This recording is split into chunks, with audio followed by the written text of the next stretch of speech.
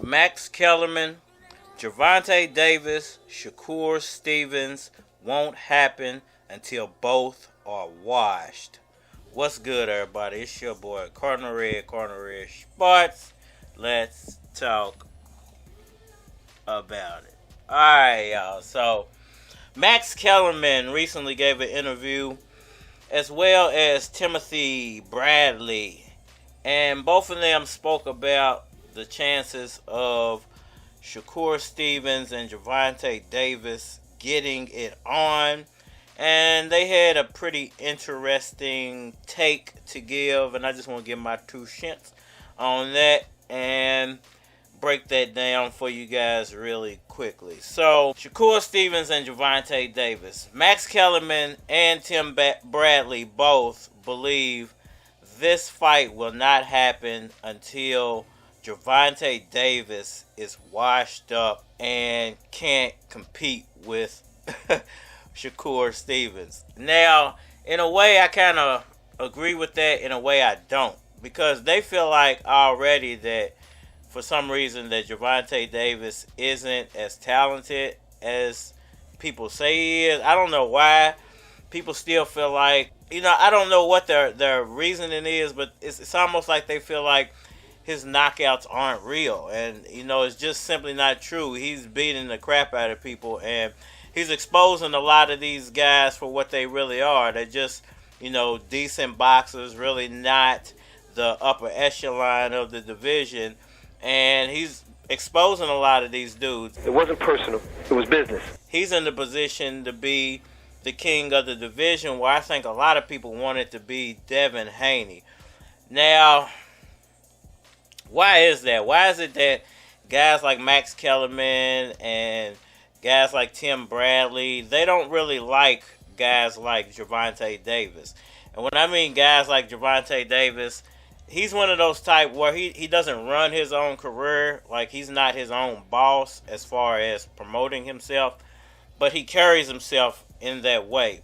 And I think that turns a lot of people off, a lot of reporters off, because you might not F with somebody based off something that happened in the past, and a lot of reporters might want access to you so they can further their career, and they can't get access to you because of something they might have done or said in the past, and that pees some of these reporters off. So sometimes I feel like it's more of that, why a lot of these people, as far as the reporters go, why they say bad things about Gervonta, because they're not in Gervonta's inner circle, and they probably never will be.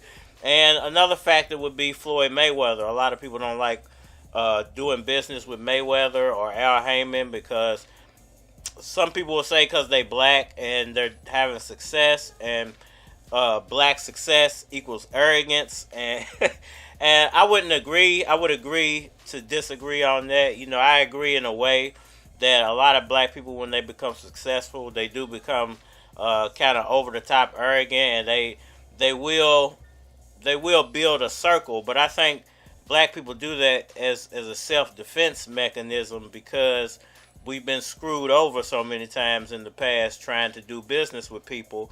And not only screwed over, but we've been blackballed, and we've been shut out, and we've been backdoored so many times that when we do have success or something, we're going to encapsulate that specific thing and try to keep it within a black circle, And I don't think there's nothing wrong with that. I don't think any race doing that. Canelo does that. You don't really see a lot of black people in Canelo's camp. So, keep it real. Keep it 100. Tyson Fury, he sticks with his kind. He might have a few black people in his camp, but he pretty much sticks with his kind. That goes for all races, it seems like. I'm not promoting that, but I'm saying don't get mad when black people start doing it and start having success at it. My bacon smelling fine. Now, I think that's one of the reasons why Max Kellerman, and Timothy Bradley, because neither one of those guys are like PBC guys. Timothy Bradley basically works for Top Rank, and ESPN, and Max Kellerman works for ESPN, and he might work for Showtime too, I think. So, it's like those guys want to be inside guys with Gervonta Davis, and you can tell that they're not on the inside when it comes to Gervonta Davis. And I think that's one of the biggest reasons that they give negative comments about Gervonta. Now, when it comes to that fight not happening, and why I feel like it probably won't happen until later on is... Let me tell you to your face, your horse trash! It really has nothing to do with Gervonta's skills degrading or Shakur Stevenson's skills degrading. I think what's going to happen once again is Devin Haney's not going to fight Gervonta Davis. He's going to beat Vasyl Lomachenko. Mark my words. He's going to beat Vasyl Lomachenko. And I know there's a lot of people like, man, why are you counting Vasyl out? I'm not counting Vasyl out. I think Vasyl still has the skills to beat him. The problem is Bob Arum. Bob Arum is a very shiesty businessman, and y'all don't seem to understand what I'm trying to say. Bob Arum is not investing in Lomachenko anymore. He knows now Lomachenko is a bad investment. The same way, now I'm going to break this down so y'all can understand. The same way he started feeling like Pacquiao was a bad investment because Pacquiao was taking on the political role, and Pacquiao was saying things about certain subsets of the population that was getting him in a lot of trouble, and he was costing Bob Arum more money than he was making off of Pacquiao. So when Pacquiao became a problem, he didn't re-sign Pacquiao. I'm trying to tell y'all, this is the same thing that's going to happen with Lomachenko and him leaving to go deal with what was going on in his country. Bob Arum knows, well, if you're just willing to put me in a financial crunch and a situation because I can't promote you as a fighter, and you're just willing to leave and go do your thing, well, I'm going to start promoting other fighters and putting my money in other fighters. Now, this is the problem for Lomachenko, I feel like. I think he's in the same situation that Manny Pacquiao was when he started being political. And Bob Arum is one of those guys that there's always somebody younger, ready, and willing to do what that guy's not willing to do anymore. So I think that's where Lomachenko is about to go. So I don't think he's going to beat Devin Haney. And I don't think it's because he doesn't have the skills. I think it's because they don't need him anymore. They don't need him anymore. He's the past now. And you're going to see, I think, in this fight. And I'm not saying he might not give Devin a good fight. I think he'll give Devin a decent enough fight. But I think Devin's going to win probably on the scorecards. And most likely, he's going to drop the titles. He announced that he's going to drop the titles. He's going to move up to 140. He's going to fight Josh Taylor. He's going to make a boatload of money.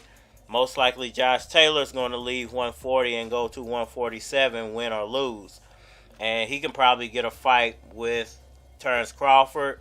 Or he can probably get a fight with Errol Spence. He can probably get a fight with Yordenis Ugas. Jerron Ennis, that would be a great fight. Him and Jerron would be a really good fight if he, and if he took a loss to Devin, then that would be the perfect comeback fight, and it would be a good name for Jerron to have on his resume if he could defeat Josh Taylor. So I just feel like the Shakur fight's not going to happen at 135. It'll happen at 140.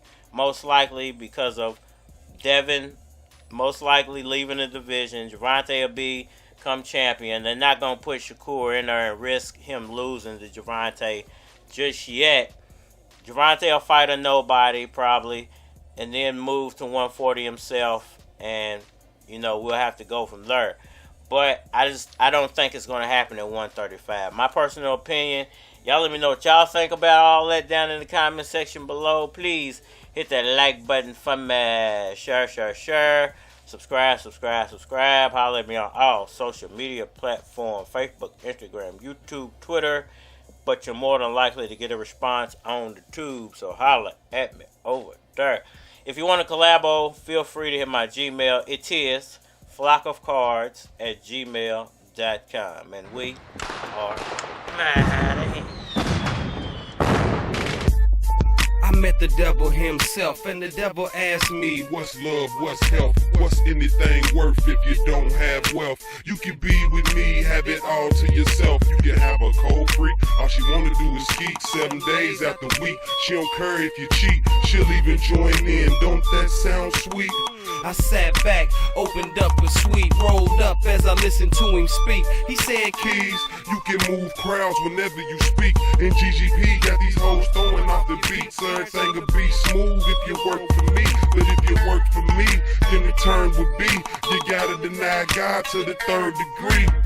You see, Keys, what we wanna do here, have everybody atheists in a few years. I said I hate to be insensitive, I hate to be a hypocrite, I hate to sound ignorant, but I'ma have to say no. If it means no fame, I'ma have to stay low. Turning down deals, niggas sell they soul for. I ain't worshiping the money, I just wanna FOMO. I ain't down with the cause if the cause is Lucifer. Open up your eyes, he's recruiting ya. Illuminati want your mind, soul, and your body. You want a red bone hottie and a Maserati.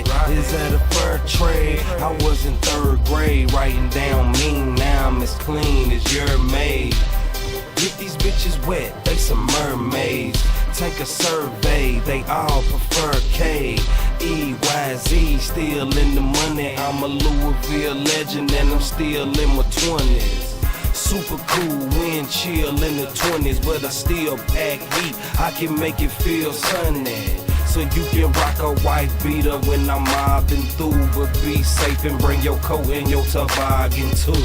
I'm out of